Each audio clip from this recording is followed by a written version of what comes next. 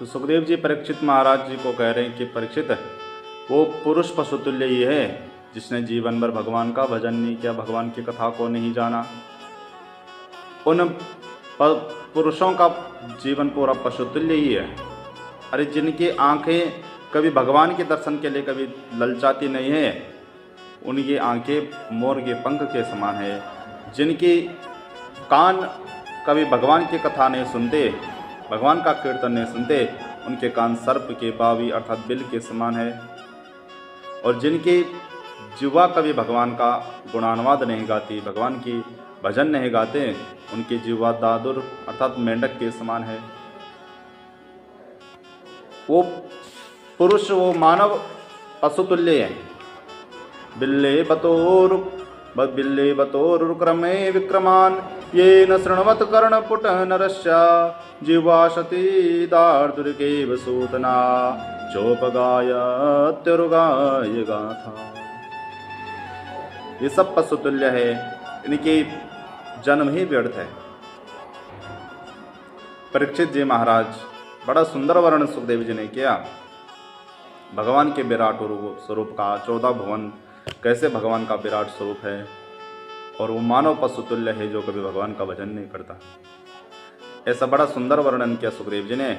अंत में परीक्षित जी महाराज पूछते हैं कि प्रभु महाराज, अब आप ये बताइए कि भगवान ने ये विचित्र संसार की रचना कैसे की, सृष्टि की रचना भगवान ने कैसे की। तब परीक्षित जी महाराज को याद आया, रे हमने तो कथा प्रारंभ कर दी पर मंगलाचरण तो भी किया ही नहीं। अब बोलो, अब परीक्षित जी मंगलाचरण कर रहे हैं। अब देखो कि सुखदेव जी महाराज अब मंगलाचरण कर रहे हैं। आधी कथा कह दी क्योंकि परमहंस है। अब मंगलाचरण का ध्यान आ रहा सुखदेव जी कि हमने मंगलाचरण किया ही नहीं, कथा तो प्रारंभ कर दी पर मंगलाचरण अभी तक नहीं किया भगवान का। क्यों नहीं किया? एक तो परीक्षित जी महाराज ने सबसे पहले प्रश्न किया था कि म्रियमाणस्य किम कर्तव्यम, मरणाधर्म प्राणी का क्या कर्तव्य है। तो सुखदेव जी महाराज उसके उत्तर बताने लगे।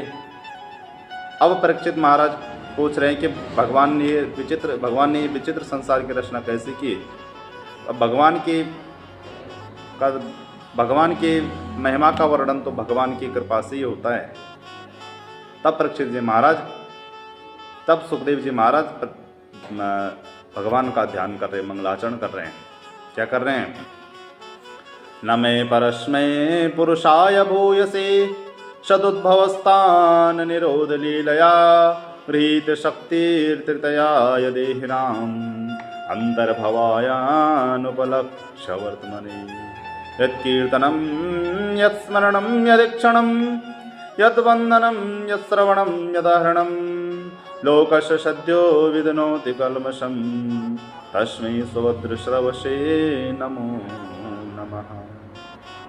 बड़ा सुंदर ध्यान, बड़ा सुंदर मंगलाचरण सुखदेव जी महाराज भगवान का कर रहे हैं। कह रहे हैं कि सुखदेव जी महाराज कहते हैं कि प्रभु का कीर्तन, स्मरण, दर्शन, वंदन, श्रवण, अर्चन करने से जीव के समस्त पाप ताप संताप शीघ्र ही समाप्त हो जाते हैं। यद कीर्तनम यद स्मरणम यद वंदनम, इन्हें कीर्तन स्मरण वंदन करने से जीव के सारे पाप ताप समाप्त हो जाते हैं। ऐसे प्रभु को हम नमस्कार करते हैं जो प्रभु क्या है, मंत्रवेता, जो मंत्रवेता ऋषि होए या कोई भी हो, चाहे वो असुर हो, पर जब तक भगवान की शरणागति नहीं करेगा तब तक वो व्यर्थ ही है। अर्थात जब तक भगवान की शरणागति नहीं करेगा तब तक किसी का भी कल्याण नहीं होने वाला है।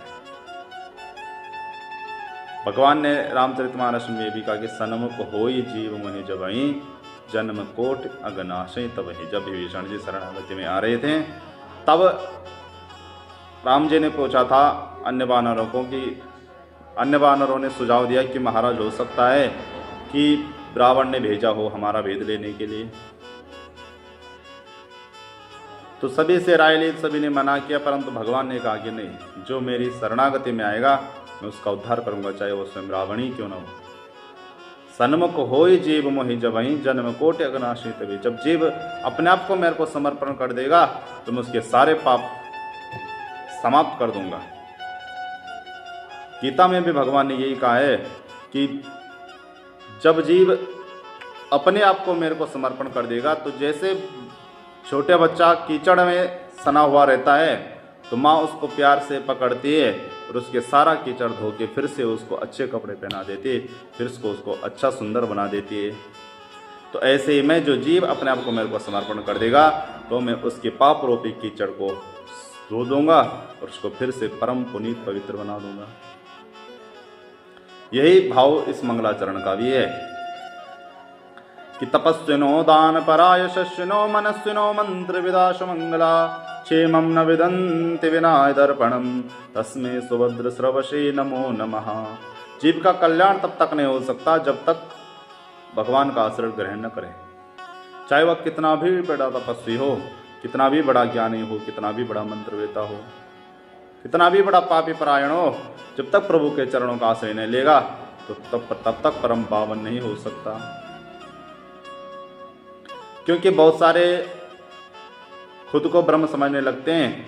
चाहे तुम कितनी भी तपस्या करो, गर्मी में 9 अग्नि के द्वारा आप तपस्या करो, सर्दी में आप कड़ाके के ठंड में बर्फ में बैठकर तपस्या करो, उच्च सिद्ध कोटि के संत बन जाओगे, सिद्ध कोटि के साधना तक भी पहुंच जाओगे, तब भी अगर भगवान के आश्रय नहीं लिया तो जैसे तब भगवान का आश्रय नहीं लेगा तो फिसल जाएगा। ऊंचे शिखर तक, तपस्या के साधना के ऊंचे शिखर तक जाके भी फिसल जाएगा, नीचे गिर जाएगा। जैसे एक बालक का उसके पिता ने हाथ पकड़ रखा है, यदि हाथ पकड़ रखा है तो बच्चा नहीं छोड़ सकता, चाहे कुछ भी हो जाए। जब पिता ने हाथ पकड़ रखा तो नहीं छोड़ेगा, और जब बालक ने पिता का हाथ पकड़ रखा है तो उसके हाथ कमजोर है, तो वो थोड़ा सा कुछ हो गया तो उसका हाथ छोड़ जाएगा। तो ऐसे ही भगवान के जब तक आश्रय नहीं लोगे, जब तक भगवान के शरणागति नहीं करोगे, तब तक कितने भी उच्च कोटि के हो जाओगे, कल्याण नहीं होने वाला है।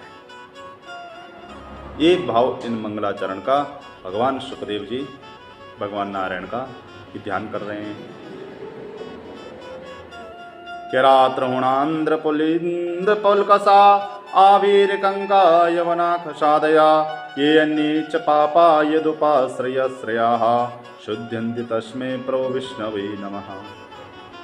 किरात हो या यवन अर्थात दुष्ट पापी, या कितने भी ये ने च पापा, पापा अर्थात पापी एक वचन, पापा बहुवचन, तो कितने भी महापापी हो, अगर भगवान के शरणागति ले ली तो सारे पाप समाप्त हो जाएंगे। बड़ा सुंदर ध्यान सुखदेव जी ने भगवान का किया। भगवान की बड़ी सुंदर महिमा का ध्यान करके सुखदेव जी कहती है, परीक्षित, जो प्रश्न आप पूछ रहे कि भगवान ने सृष्टि की रचना कैसे की, यही प्रश्न एक बार देवर्षि नारद ने भी, तो नारद जी ने ब्रह्मा जी को प्रश्न किया कि प्रभु, आप ही तो इस सृष्टि रचयिता है, सृष्टि करता, सृष्टि आप नहीं बनाई, तो फिर आप किसका ध्यान कर रहे हैं? कि आपके ऊपर भी कोई और सत्ता है जिसका आप ध्यान कर रहे हैं? तब ब्रह्मा जी ने हंसते हुए बोले, बेटा नारद, हमारे ऊपर भी कोई है। तब ब्रह्मा जी ने नारद जी को सृष्टि की सारा वर्णन किया, सुनाया कि कैसे हम इस सृष्टि का उत्पत्ति हुई। ब्रह्मा जी कहते हैं कि नारद, प्रकृति और पुरुष की जो है साम्य अवस्था में लय हो जाता है, और साम्य अवस्था में ही इसका सृजन होता है। प्रकृति और पुरुष पृथक पृथक हुए, अलग अलग हुए। प्रकृति का जब दर्शन पुरुष ने पहली बार किया, या प्रकृति ने पुरुष का प्रथम बार दर्शन किया, दोनों ने एक दूसरे को पहली बार देखा, तब एक हलचल हुई उसके द्वारा एक क्षोभ उत्पन्न हुआ, उस क्षोभ के द्वारा महतत्व की उत्पत्ति हुई। महतत्व के द्वारा त्रिविध अहंकार सत्व, रज और तम, इन 3 गुणों की उत्पत्ति हुई।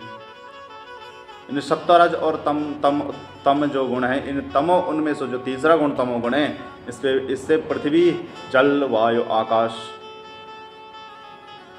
इन 5 महाभूतों की उत्पत्ति हुई।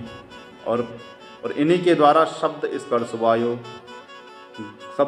वायु, गंध, रस, इन पांचों की उत्पत्ति हुई। ये सब तमोगुण के द्वारा उत्पन्न हुए।